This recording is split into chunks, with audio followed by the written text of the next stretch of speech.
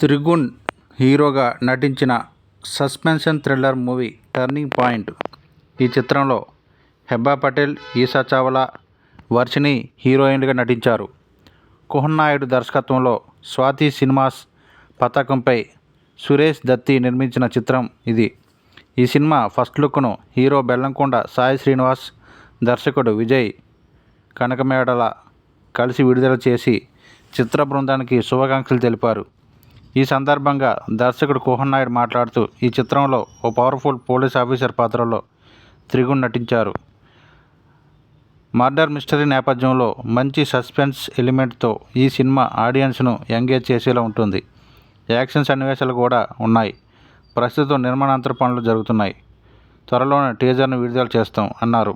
కొత్తదనం ఆశించే ప్రేక్షకులను అలరించే అన్ని అంశాలు మా చిత్రంలో ఉన్నాయి.